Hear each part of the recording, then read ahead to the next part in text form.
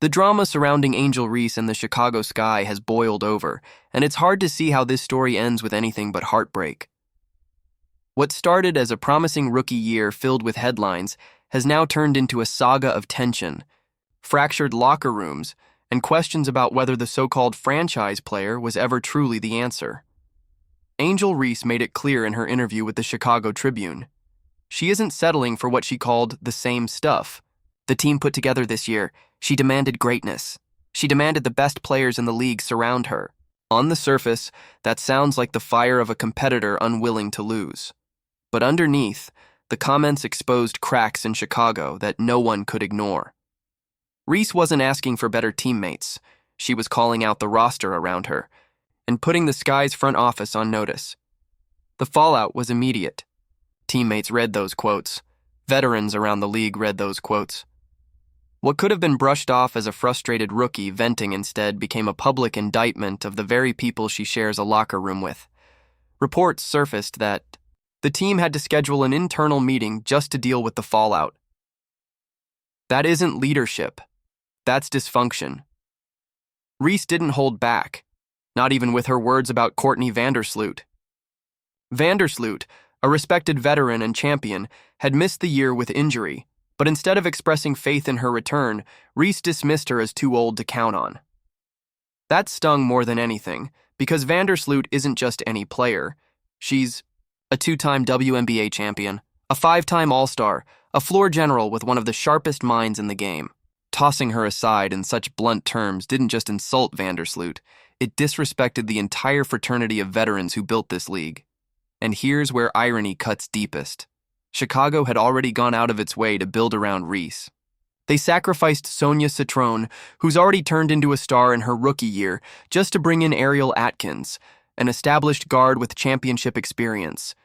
It was supposed to be a win-now move, a signal that the franchise was committed to surrounding Reese with proven talent. Instead of gratitude, Reese doubled down on complaints, making it sound like nothing was ever enough. Her shade didn't stop with Vandersloot. Younger teammates like Haley Van Lith and role players like Rachel Bannum got caught in the crossfire. 2. If you were old, you were expendable. If you were young, you weren't ready. The locker room didn't hear ambition in those quotes. They heard dismissal.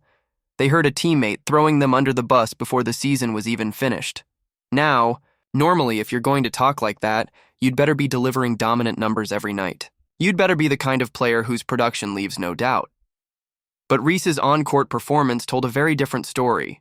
She averaged around 14 points and double-digit rebounds, sure, but dig deeper and the flaws become impossible to ignore.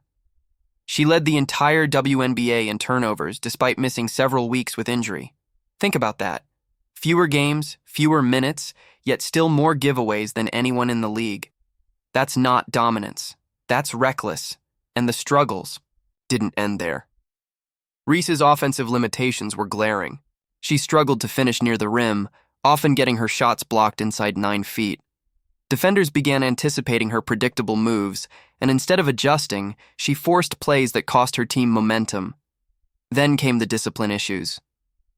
8 technical fouls in a single season, and automatic suspension. She jawed at referees, lost composure, and in one of the worst moments possible, earned a suspension that kept her out of a marquee game against the Indiana Fever, a matchup. Fans had circled for weeks, not because of injury, not because of rest, because she couldn't control her temper in a battle for a rebound. The irony? Chicago often looked better when she wasn't on the floor. The ball moved cleaner, the defense tightened, and the team sometimes played freer without their so-called centerpiece.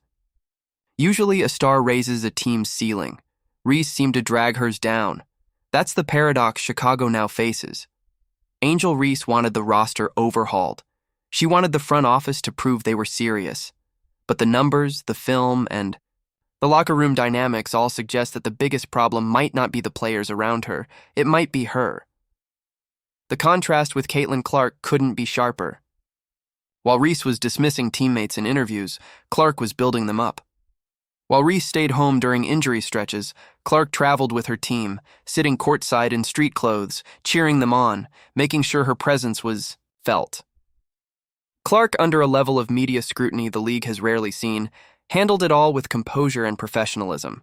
She gave credit to opponents, even praising Reese publicly after games, instead of fueling unnecessary drama.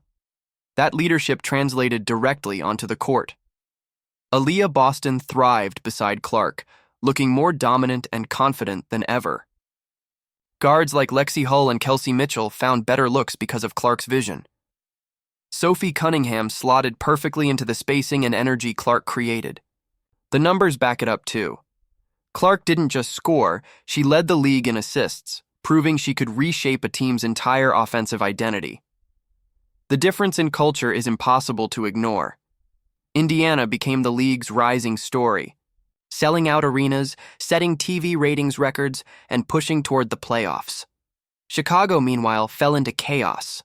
A losing record, endless headlines about suspensions, and a star whose interviews created more problems than solutions. One fan base is dreaming of championships.